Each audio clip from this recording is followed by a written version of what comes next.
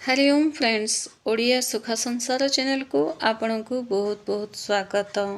आज हूँ 2 जून 2026 मंगलवार दिन। आज पंचांग विषय जाना तापर मेष ठारू मीन किपरि रहिबो। आज पंचांग हूँ 2 जून 2026 मंगलवार दिन। तिथि हूँ द्वितीय तिथि राति 1:33 पर्यंत रहिबो। तापर तृतीय आरंभ हो। नक्षत्र रहिबो मूला नक्षत्र 2टा बाजिकी 3 2टा बाजिकी 12 पर्यंत रहिबो। तापर पूर्वषाढ़ा नक्षत्र आरंभ हो। आज सूर्योदय समय रहिबो सकाळ 5टा बाजिकी 11। सूर्यास्त समय रहिबो संध्या 6टा बाजिकी 20। आज चंद्र रहिबे धनु राशि दिन सारा। आज घात चंद्र रहिबो कर्कट राशि और बिछा राशि व्यक्ति विशेष घात चंद्र रहिबो। केउ खाद्य निषेध। आज बिरी एवं कांदुल डाली खाइबा निषेध अटे।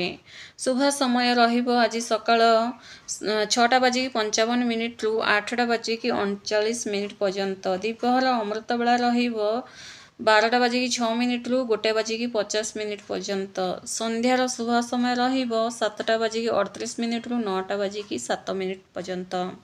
आज राहुकाल समय रहिबो दीपहर 3टा बाजिकी 33 रु 5टा बाजिकी 17 पर्यंत। राहुकाल समय रे कौनसी भी शुभ कार्य करंतु नाही। काल बेला रहिबो सकाळ 8टा बाजिकी 39 रु 10टा बाजिकी 22 पर्यंत। आज बार बेला रहिबो दीपहर 1टा बाजिकी 50 रु 3टा बाजिकी 33 पर्यंत। एही समय रे कौनसी भी शुभ कार्य करा जाय नाही। तो आसंतु जानिबा मेष ठारू मीन किपरि रहिबो। आसंतु वर्तमान आम जानिबा मेष ठारू मीन आपणकर किपरि रहिबो। किंतु ता आगु जो मैंने भी आम ओडिया सुख संसार चैनल को नुआ कर चैनल को सब्सक्राइब करंतु। वीडियो जदि आपको पसंद आसते गोटे लाइक टे निश्चय कर दिंतु। निज निजर इष्टदेवी देवता को स्मरण करंतु कि आज दिनटी आपणकर भलरे कटू। सर्वप्रथम राशि मेष राशि। आज आपण सफलतार दिन रही।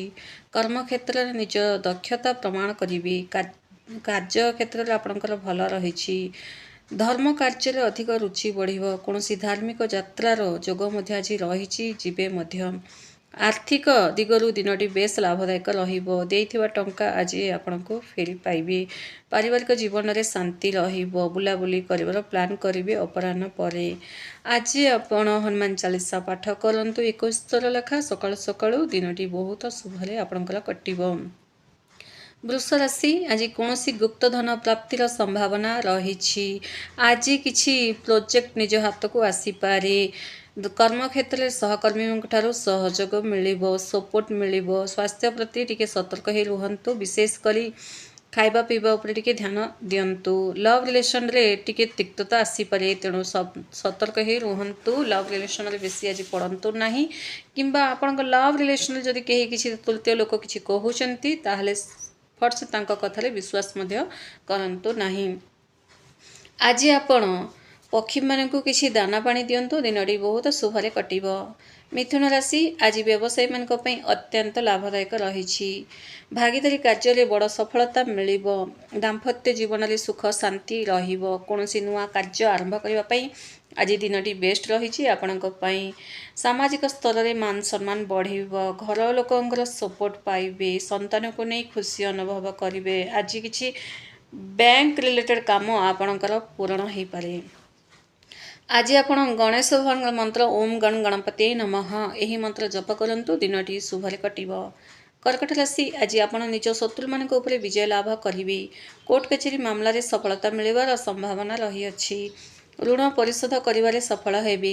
किंतु अजणा लोकंक उपरे अधिक विश्वास करंतु नाही। किंबा अजणा व्यक्तिंक सह आज बेसी कथावार्ता मध्य हुअंतु नाही।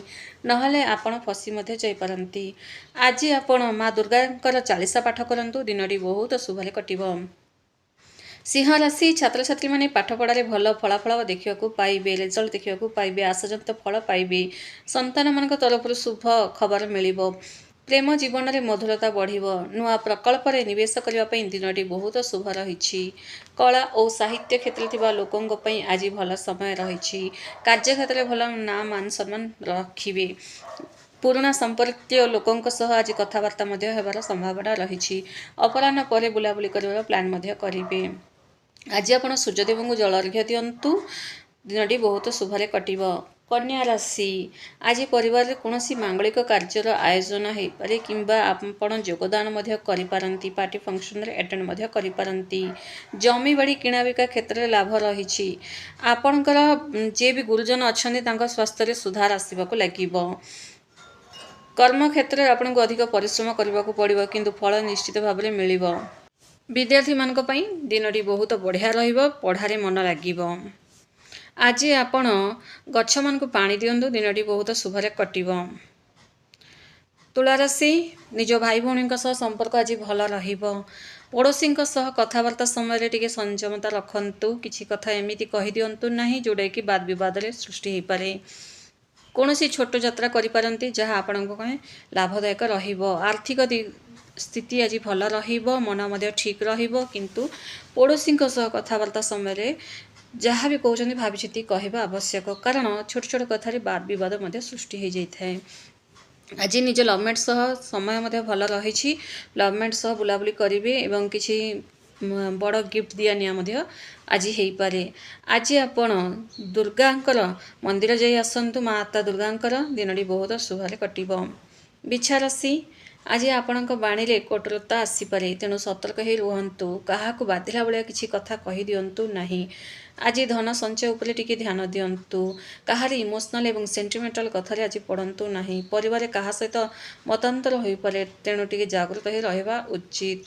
କୌଣସି ଗୁରୁତ୍ୱପୂର୍ଣ୍ଣ ନିଷ୍ପତ୍ତି ନେବା ପୂର୍ବରୁ ସେ ସାମ୍ନା ଲୋକଙ୍କ ବିଷୟରେ ଟିକେ ଭାବି ନିଅନ୍ତୁ କି ସେ କେତେ ଭଲ କେତେ ଖରାପ ବୋଲି, କାରଣ କାହାରି କଥାରେ ପଡ଼ି ଆଜି ଗୁରୁତ୍ୱପୂର୍ଣ୍ଣ ନିଷ୍ପତ୍ତି ନେବାର ସମୟ ମଧ୍ୟ ରହିଛି। ତେଣୁ ଭାବି ଚିନ୍ତିକି ନିଷ୍ପତ୍ତି ନେବା ଆବଶ୍ୟକ, କାରଣ ଆପଣଙ୍କ ଲାଇଫରେ ପ୍ରାୟ ଠକିବାର ଲୋକେ ହିଁ ପ୍ରାୟ ଆସିଥାନ୍ତି। ମଙ୍ଗଳବାର ଦିନ ଆଜି ଯେହେତୁ, ତ ହନୁମାନ ଚାଳିଶା ପାଠ କରନ୍ତୁ। ହନୁମାନ ମନ୍ଦିର ମଧ୍ୟ ଦର୍ଶନ କରି ଆସନ୍ତୁ। ଧନୁରାଶି, ଆଜି ଆପଣଙ୍କ ପାଇଁ ସୁଖଦ ଦିନ। ଆପଣଙ୍କ ବ୍ୟକ୍ତିତ୍ୱର ଆକର୍ଷଣ ବଢ଼ିବ। ପରିବାର ସଦସ୍ୟଙ୍କ ସହ ଆଜି ସମୟ ବହୁତ ବଢ଼ିଆ ସେ କଟେଇବେ। କାର୍ଯ୍ୟକ୍ଷେତ୍ରରେ ନୂଆ ପରିଚୟ ସୃଷ୍ଟି ହେବ। ସ୍ୱାସ୍ଥ୍ୟ ଆପଣଙ୍କର ଭଲ ରହିବ। ଆଜି ନିଜ ଶରୀର ପ୍ରତି ଧ୍ୟାନ ଦେବାକୁ ଲାଗିବେ। ୟୋଗା ଏକ୍ସରସାଇଜ କରିବାକୁ ଲାଗିବେ।